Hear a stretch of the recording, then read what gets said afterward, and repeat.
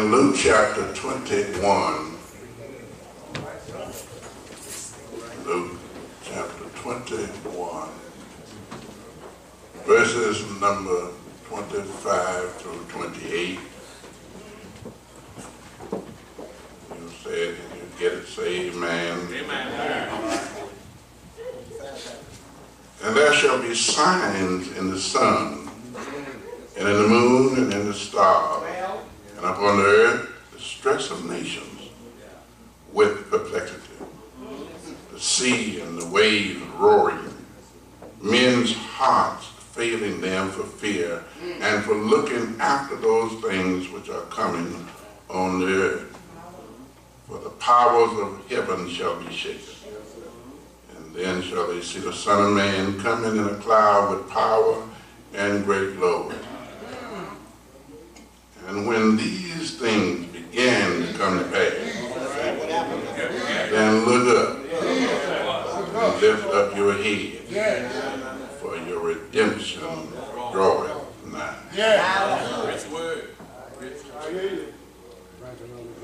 Directions for times like these.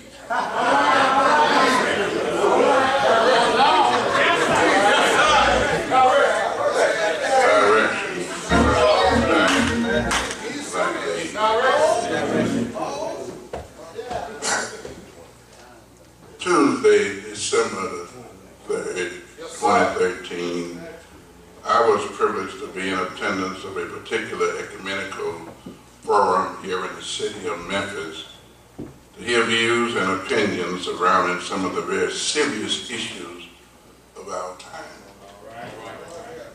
In the usual practice, the panelists consisted of only persons pastoring mega ministries and or holding high office in whatever branch of religious faith they represented.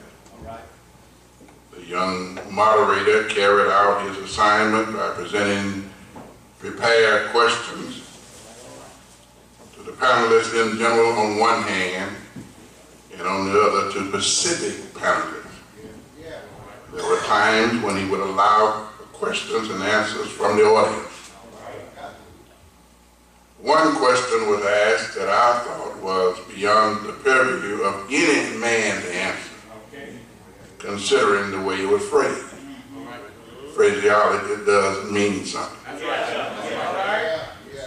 However, without giving specific details, I came away from that forum having a greater understanding of the times in which we live.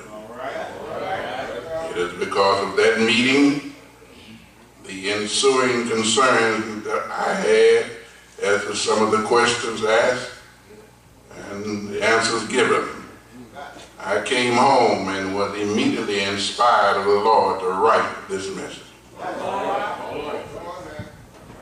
Now, I am sure that in every dispensation of history where mankind is concerned, men have always needed directions from the Lord. The proverbial writer agrees with me, so much so that he strongly admonishes us in the following language. In Proverbs 3, verse 5 through 6, trust in the Lord with all thine heart. Lean not unto thine own understanding. In all thy ways acknowledge him, and he shall direct thy path. However, repeatedly men have not generally adhered to that sound advice, or really a command, although they should have.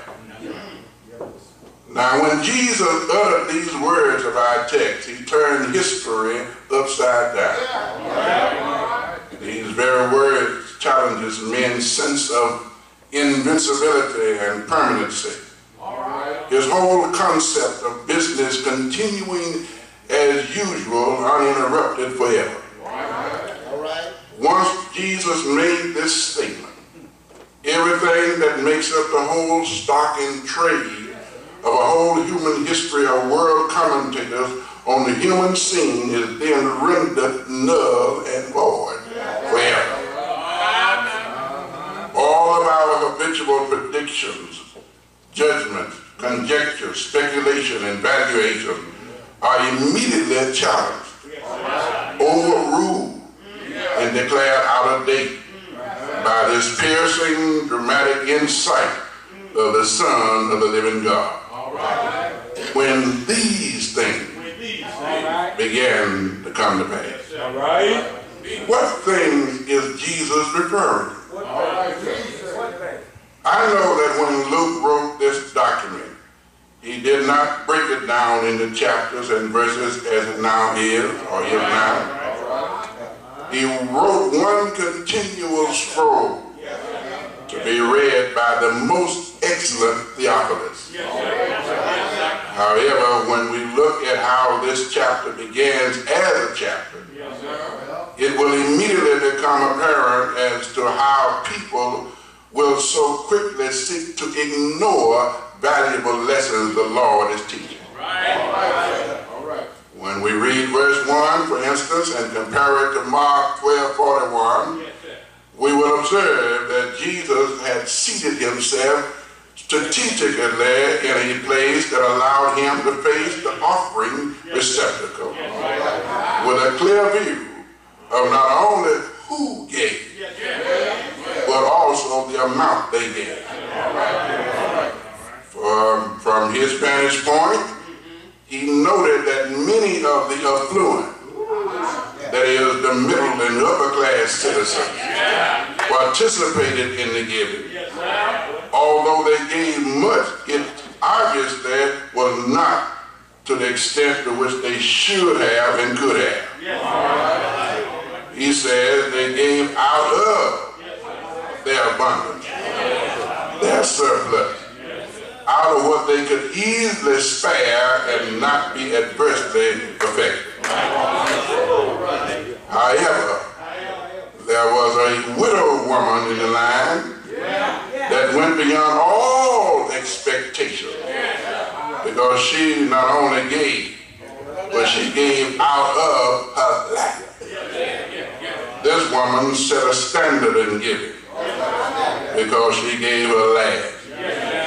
Money she needed to live on, and amazingly, she did so voluntarily. There was no expediter appealing to her with any promise of a blessing from the Lord. She simply gave her all. But apparently when Jesus lifted up the liberality of this poor widow woman above the givings of the rich, some amongst his followers took an offense, and therefore subtly sought to remind him of what real wealth can produce. They began to give him a tour of the temple, pointing to the elaborate structure, furnishing, and decor, perhaps hoping to bring him to his sense of realization and appreciation for what the temple would lack had it not been for those who gave out of their abundance. Then Jesus, in his own inimitable way, in his own respectful manners, flipped the script on their materialistic minds and revealed to them something they obviously have not taken into account. Sweethearts and sirs, we would do well not to be so closed-minded toward life and bring in the things we think to be important, because the Lord can always show us a side of things we have not considered.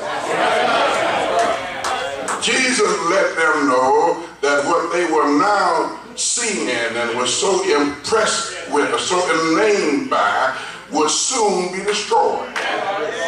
In like manner, we need to remember that all of the things that we are so captivated by, so impressed by, will soon be destroyed. The disciples then wanted to know when and what would be the signs of the time. Jesus reveals to them no description of calm weather and peaceful prospect, no time of great revival and spiritual renewal. He did not feel the need to deceive them with smooth things things that made them feel comfortable, and all that is well, all that is and will continue to be well.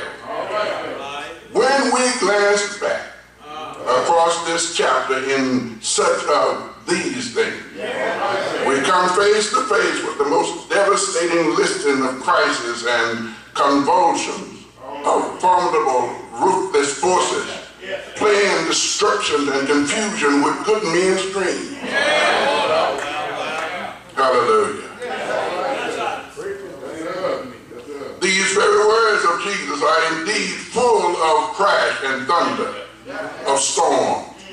He says, nations rising against nations, and kingdom against kingdom, earthquakes, famine, pestilences, that is, various and most likely incurable diseases, fearful sights and signs from heaven, persecution such as inquisition, racial hatred, martyrdom, the whole world gone mad, and men's hearts failing them for fear and for looking after those things which are coming on the earth. When you see these things.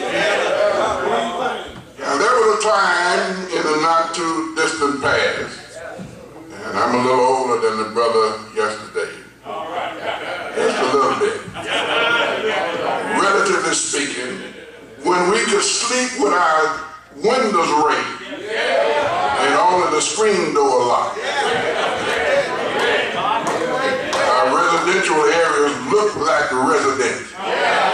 They may have been shotgun houses with chinched windows. You don't know what a chinch window is. Amen. You found out in the winter. But but now they look like prison compounds. Bars on the window, bars on the door, and even the air conditioning units. In addition, we have monitored burglar alarm, watchdog, and for those who can afford it, gated communities where you have to sign in at the security guard booth before entering the property. Our houses look more like prisons than the actual prisons themselves. Preachers have figuratively laid down the Bible along with John 3:16 and literally picked up Block 19 and are boasting of their willingness to use it with impunity.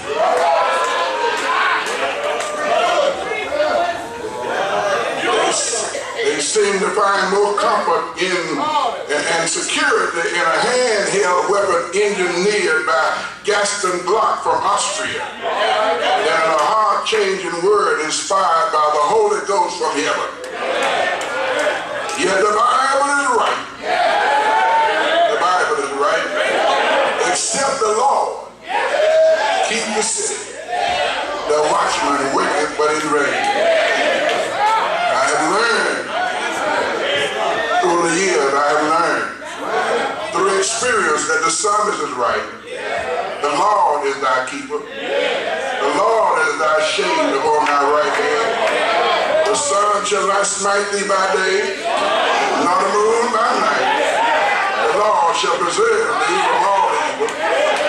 He shall preserve thy soul. The Lord shall preserve thy going out and thy coming in from this time forward and even forevermore. Except the Lord.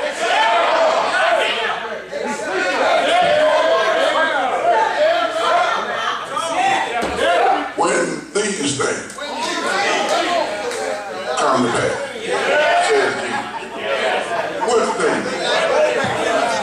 These intolerably grim and looting things, these things of which the naive conscience, even amongst the saints, will say that they just do not bear thinking about. Such an attitude from the saints, such an attitude from the household of faith will leave others with the impression that all you can do is helplessly watch the human situation as it rapidly deteriorates. These things time when we are daily facing crazy altercations and growing turbulence and the mountain tides of violence running seemingly unchecked through our streets like water down a rain-drenched spout. The thing that ushers in a time when men's minds are confused, their nerves are reeling, and their spirits near despair. A time when men who once walked by faith are faced with such challenging difficulties that they would choose to give up the faith and end all their lives. There is an updated estimate from Alzheimer's Disease International, which predicts 135 million people worldwide will be living with dementia by 2050. All right. And that is just 36 years from now. These things come into pass that give every right to us in some way to have despair. Yet Jesus says, don't despair. Look up. Lift up your head.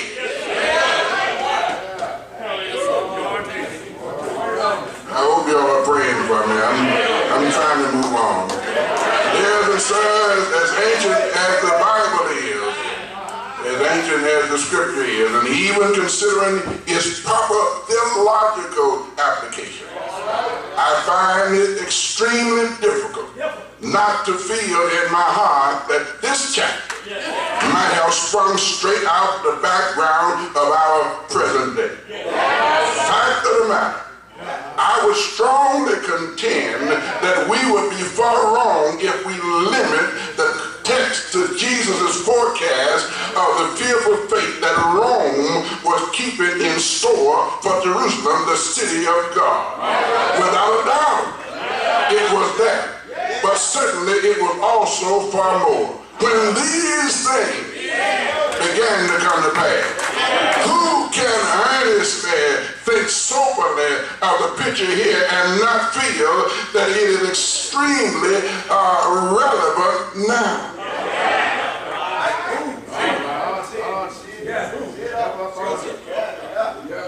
I want you to hear me.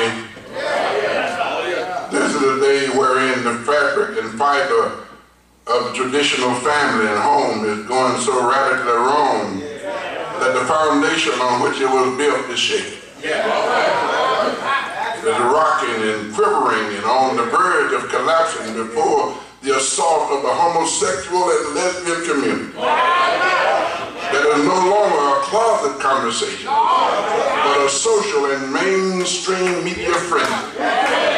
Even animated characters, cartoons, are used to promote this as a normal lifestyle that ought to be embraced and not rejected.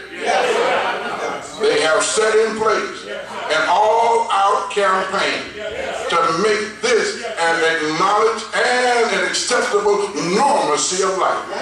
However, this is an abomination and a grief unto God. And anybody who loves God ought to hate what God hates. And anybody who embraces God ought to reject what God rejects.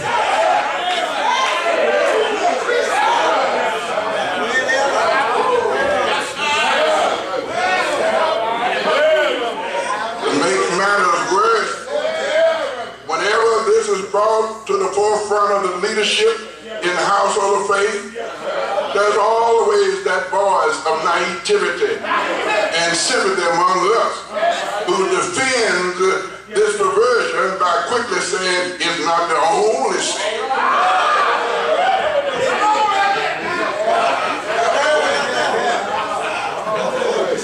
Then that voice continues by saying we need to be compassionate and try to treat those who are practitioners through some special ministry designed to psychoanalyze the root cause of their problem as if it is a disease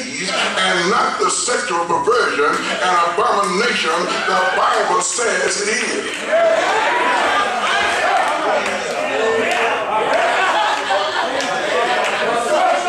They say we must be careful and remain politically correct, lest we run the risk of being sued, losing our tax status, or offending some of our congregation who happens to be strong financial supporters in the church, as well as great sympathizers of this lifestyle.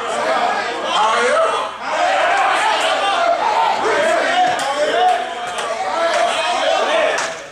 for those who love to proclaim sin is sin, allow me to point out a most important truth, which is adultery is a sin, but there is no movement to legalize adultery.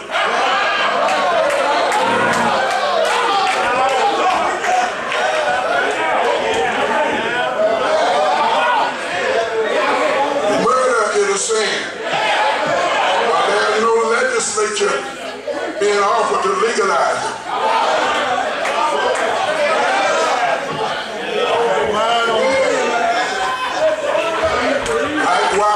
Likewise, pedophilia is a sin, but the Pedophiliac is not, as of yet, protesting the legal system because they perceive it to be a violation of their civil and basic human right to express their sexual proclivities with whomever they choose. Men and women are engaged in the practice of bestiality, but as of yet, those who do so are not being backed by millionaires to make it an acceptable alternative lifestyle. Illicit drugs, Ponzi scheme, spousal abuse, and violence in general are seen by some as simple basic human rights to survive, but not enough to launch a massive worldwide campaign in support of legalizing it.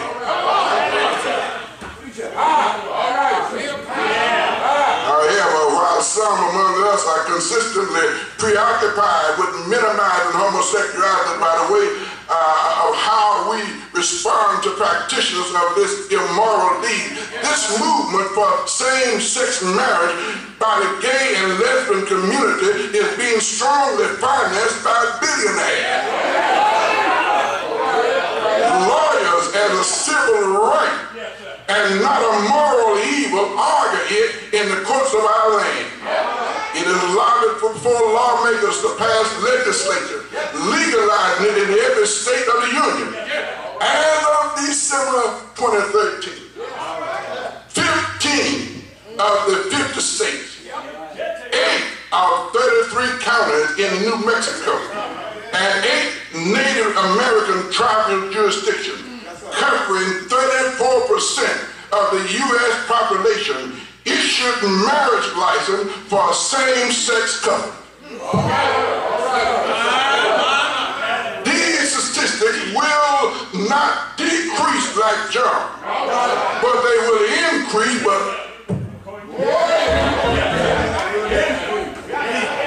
and increase rapidly. Why? Because the redeemed are silent.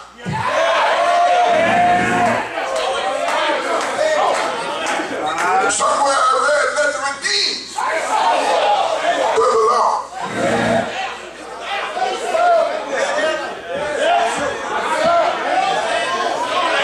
You don't have to be in your house, but if you've been redeemed in your heart.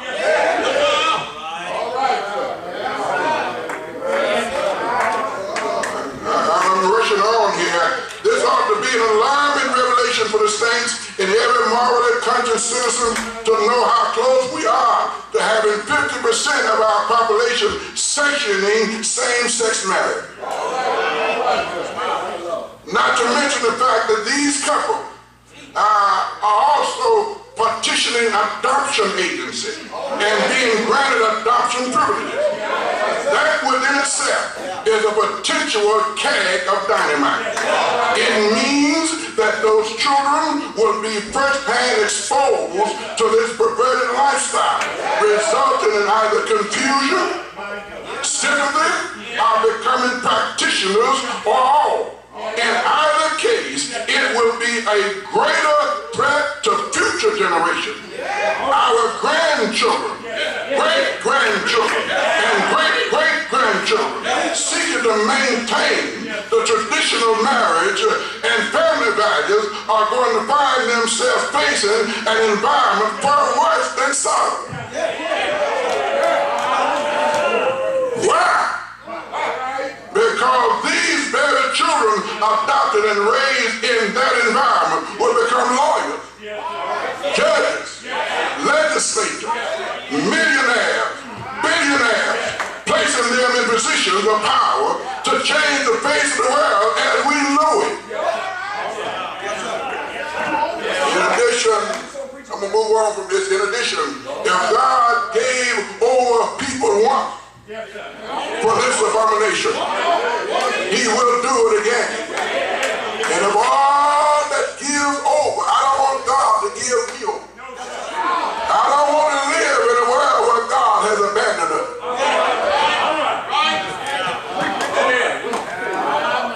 When these things begin to come to pass,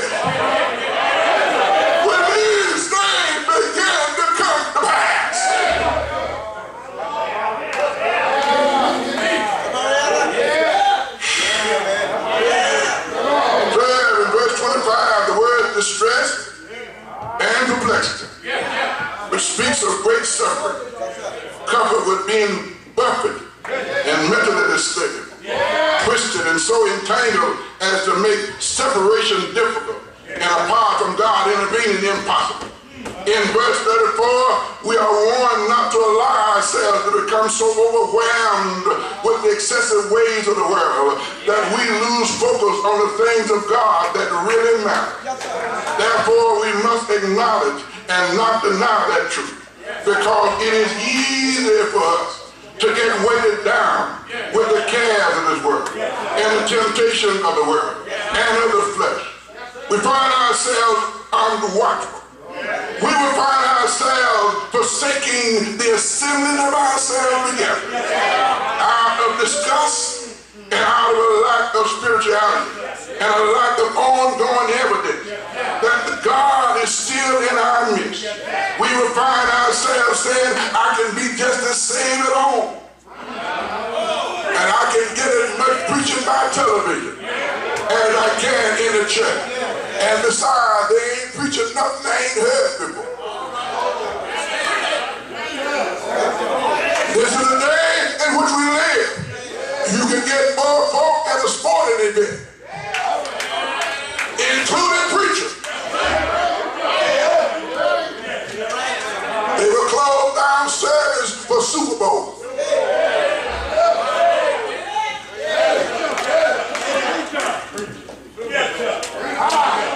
When these things begin to come to pass, I want to move on.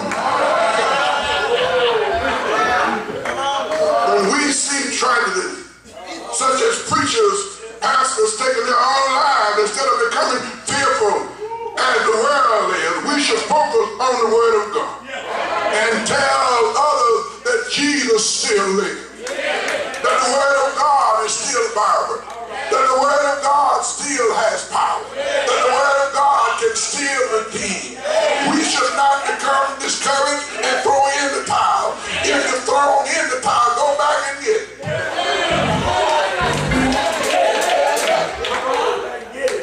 Hallelujah. Because as I get ready to go to my seat, I want you to know it does not matter how bad things get. Here on this earth, in our political system, every quadrillion, we got to get a new leader in the political process. A president can only serve for 8 years, back to back, provided he is elected back to back. Hallelujah. But the last I heard, the God that I serve is enthroned, and he will never abdicate the throne. Nobody elected him. Nobody appointed him.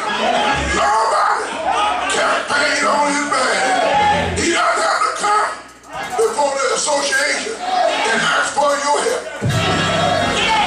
He is not needing your help, but we need his help. The Lord,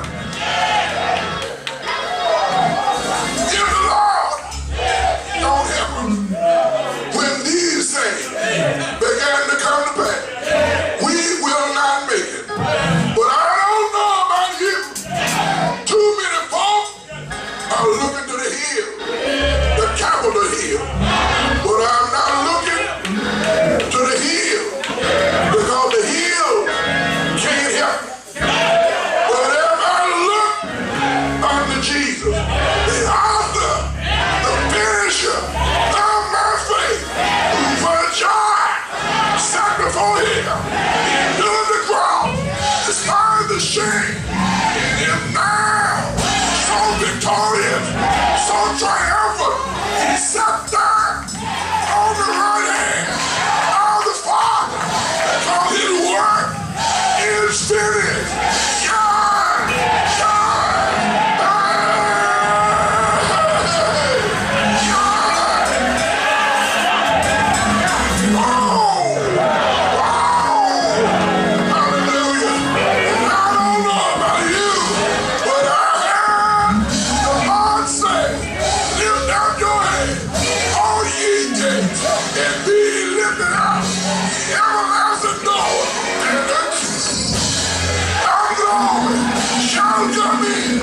Somebody said, who is the King of Glory?